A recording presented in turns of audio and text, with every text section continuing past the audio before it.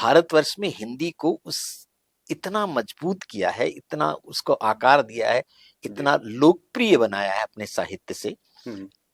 तो मैं उसी धारा पे पैदा हुआ कि मेरा जीवन बिल्कुल रेत की नदी जैसा हो गया। जैसे इस नदी है जिसमें पानी नहीं है, सिर्फ रेत है।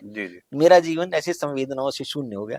तो आज का जो सिनेरियो देख रहे हैं वो उस समय के सिनेरियो से बहुत अंतर था, जब लोगों के अंदर सेवा का जज्बा तो था लेकिन साधन नहीं थे। आज साधन है लेकिन सेवा का जज्बा नहीं शायद।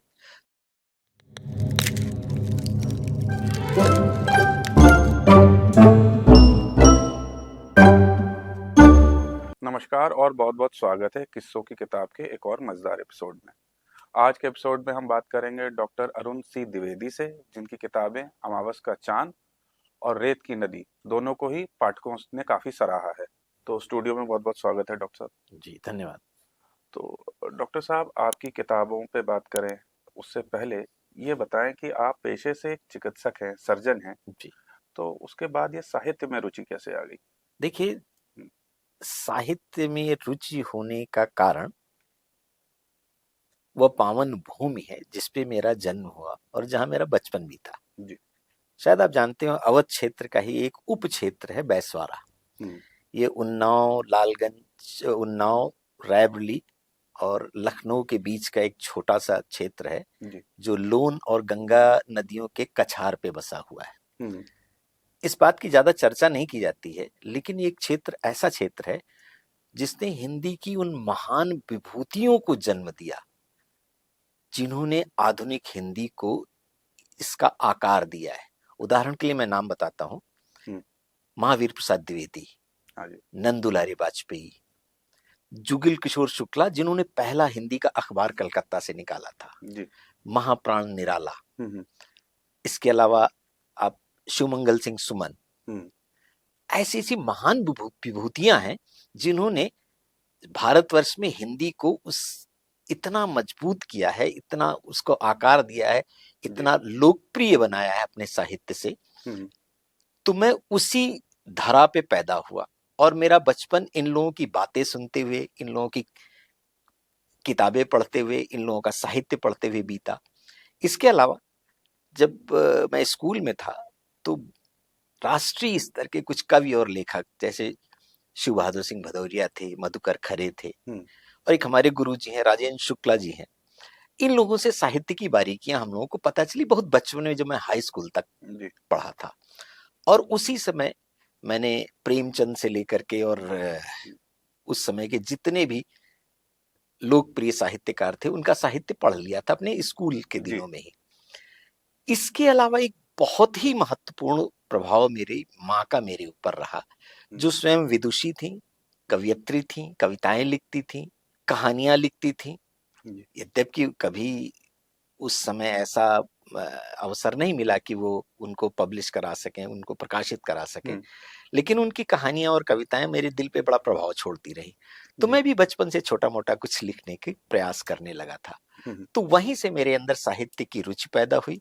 और जब मैं आगे बढ़ा, साइंस का विद्यार्थी बना, डॉक्टरी पढ़ा, तब भी मैं अपना जो पास टाइम होता था, जो अपना खाली समय होता था, वो हिंदी साहित्य की कुछ किताबें पढ़ने में बिताता था। तो इस तरीके से साहित्य से मेरा नाता बना रहा। जी। तो डॉक्टर साहब ये बताएं, लिखना कब और कैसे शुरू किया, और अगर साहित्य की हम बात करें तो इसकी कौन सी विधा आपके दिल के सबसे करीब है? कविताएं ज्यादा प्रेफर करते हैं या उपन्यास पसंद है? देखिए, लिखना तो जैसे कि मैंने बताया बचपन से ही माँ से प्रभावित होकर के छोटी छोटी कहानियां जो इस अपने स्कूल और कॉलेज की पत्रिकाओं में छपवाते थे, हम छप जाती थी, कविताएं, ऐसा लिखना शुरू कर दिया था बचपन से। लेकिन कभी कोई उपन्यास लिखूंगा या कोई पुस्तक लिखूंगा या उसे प्रकाशित करूंगा, ये कभी मेरे दिमाग में नहीं था। अभी जब कोरोना की महामारी का समय था तो जैसे अधिकांश लोग खाली थे, मैं भी खाली था। यद्यपि मैं नौकरी पे था और हर दिन उस महामारी के भयावह रूप को देख रहा था, मरीजों को बचाने की कोशिश भी कर रहा था, स्वयं भी कोरोना से ग्रसित हुआ, 2 बार ग्रसित हुआ था। तो जो खाली समय था उसमें जो एक संवेदना मेरे अंदर उत्पन्न हुई, उसने मेरे बचपन से लेके आज तक के जितनी भी संवेदनाओं को उन्हें जागृत कर दिया। जी। और उस समय मैंने एक कलम उठाई और लिखना शुरू किया और फिर लिखता ही चला गया। जी। तो इस तरीके से अमावस का चांद।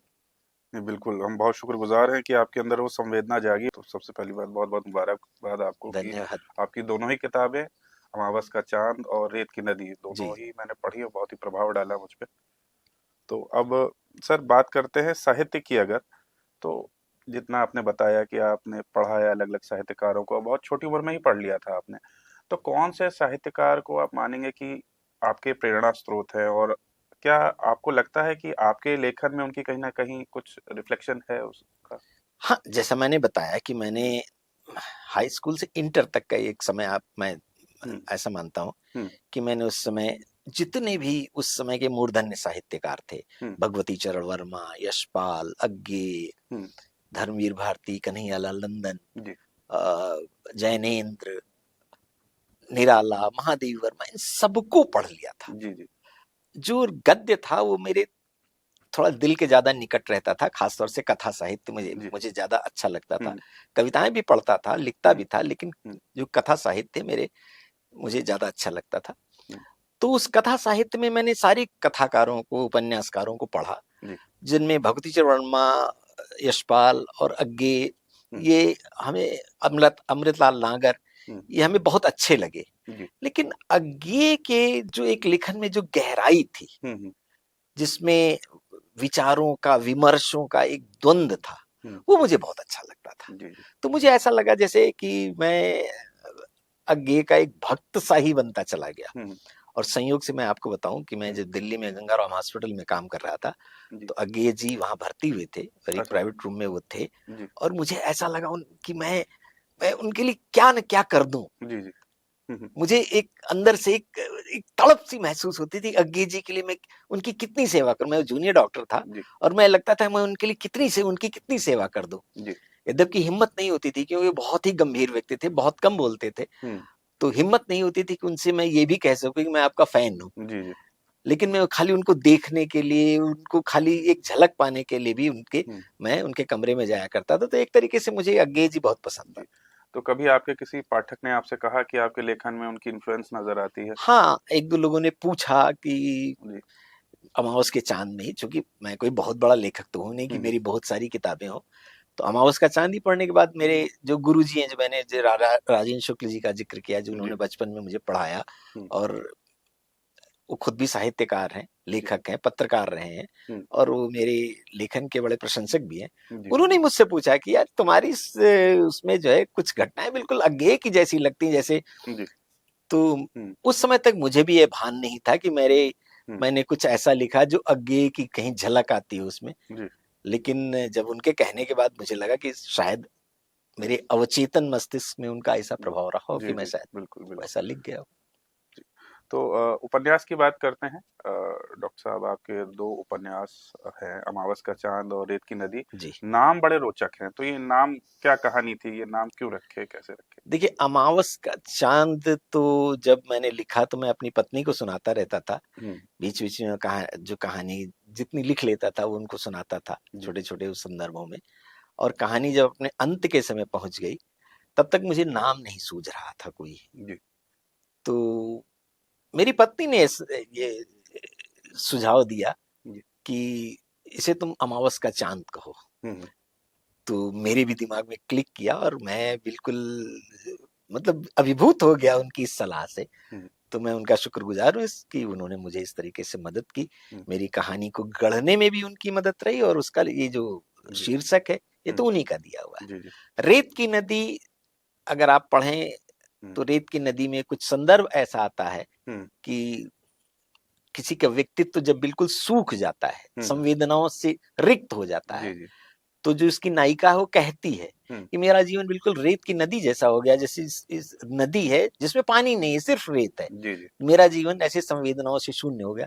तो वहां से उसका जो है शीर्षक ले लिया गया। तो अगर हम बात करें आपके पहले उपन्यास की, तो उसमें जो आपका नायक है, वो एक डॉक्टर है। जी।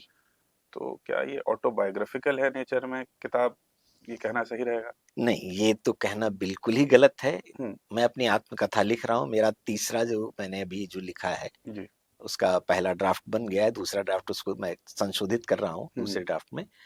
तो वो सचमुच में तो वो आत्मकथा होगी। अगर कभी प्रकाशित होने का उसे मौका मिलेगा तो आप पढ़ेंगे तो आप पाएंगे नहीं, अमावस का चांद मेरी आत्मकथा बिल्कुल ही नहीं। हम्म। लेकिन मैं डॉक्टर हूँ, सर्जन हूँ, और मेरे जो मैंने समाज को देख करके जो संवेदनाएं, जो घटनाओं को मैंने देखा, जिन संवेदनाओं से को आत्मसात मैंने किया, तो मेरे लेखन में भी आ गई हैं। हम्म। तो उस दृष्टिकोण से अगर आप देखें तो मेरे अनुभव हैं, जो ये सारी की सारी घटनाएं हैं वो लगभग सच हैं। उनको थोड़ा साहित्य का रूप मैंने जरूर दिया, लेकिन वो लगभग सच हैं। कभी मैंने खुद देखी, कभी मेरे दोस्तों के साथ घटित हुई, कभी मैंने कहीं पढ़ी, लेकिन वो सारी घटनाएं लगभग सच हैं। यद्यपि वो उसी रूप में नहीं जिस रूप में हमें हमारे सामने आई थी, उसे मैंने एक कहानी का रूप दिया है, लेकिन उन संवेदनाओं को मैंने जरूर आत्मसात किया था और वो मेरे लेखन में आ गई।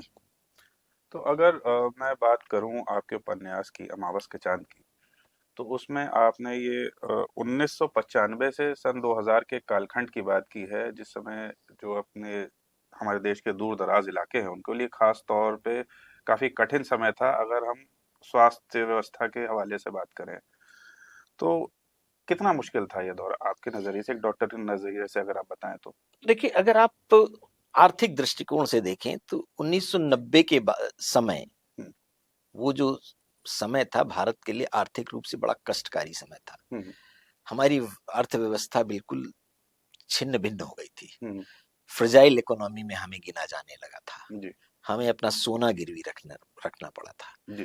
तो जो सरकारी जो तंत्र है वो पैसे की कमी से जूझ रहा था। और अगर आप ध्यान दें तो उस समय तक स्वास्थ्य और शिक्षा लगभग पूरी तरीके से सरकार के हाथ में था। ये सरकार की जिम्मेदारी माना जाता था कि अपने नागरिकों को स्वास्थ्य की सुविधा उपलब्ध कराए और शिक्षा की। शायद हमारे संविधान की ये मूल संरचना में भी था और उसका उद्देश्य भी यही था। लेकिन जब सरकारों के पास पैसा कम हुआ तो ये व्यवस्थाएं भी ध्वस्त हो गई। तो वो जो कालखंड था वो न केवल मरीजों के लिए, स्वयं डॉक्टरों के लिए भी बहुत मुश्किल का दौर था। किसी भी तरीके का कोई एडवांसमेंट नहीं था। दुनिया बदल रही थी, स्वास्थ्य में क्रांतियां हो रही थी, लेकिन हमारी सरकारों के पास इतना पैसा नहीं था कि हम अपने मरीजों को दवाएं भी दे सकते।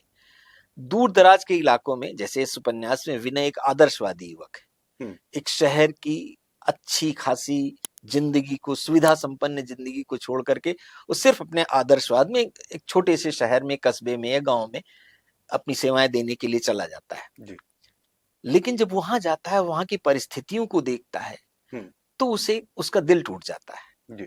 उस व्यवस्था से उसका मोह भी भंग हो जाता है, क्योंकि उसके पास मरीजों को तड़पते हुए देखने के अलावा और कोई चारा नहीं रहता।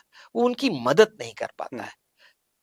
फिर भी वो अपने व्यवहार से, अपने शब्दों से लोगों का दिल जीत लेता है, दिल जीतता है और स्वयं अपने को घायल करता रहता, अपने मन को घायल करता रहता है, क्योंकि वो कुछ कर नहीं पाता। तो यही एक उस समय था। उसके बाद जब धीरे धीरे हमारी आर्थिक प्रगति हुई, तब प्राइवेटाइजेशन शुरू हुआ। स्वास्थ्य क्षेत्र में भी इन्वेस्टमेंट हुआ। प्राइवेट कंपनीज ने आकर के प्राइवेट हॉस्पिटल्स खोले, फिर इक्विपमेंट्स भी अच्छे अच्छे आने लगे। फिर सरकारों ने जो है उस क्षेत्र में ध्यान देना शुरू किया।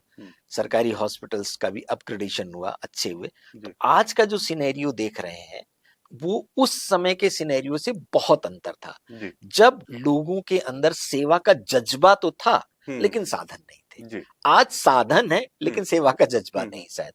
तो ये बहुत बड़ा फर्क आ गया है।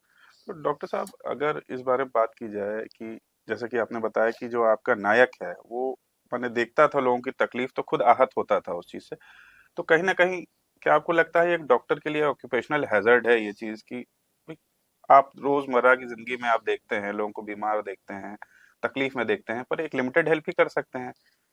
देखिए, अगर आप डॉक्टर के नाते मुझे पूछें तो मैं कहूंगा बिल्कुल।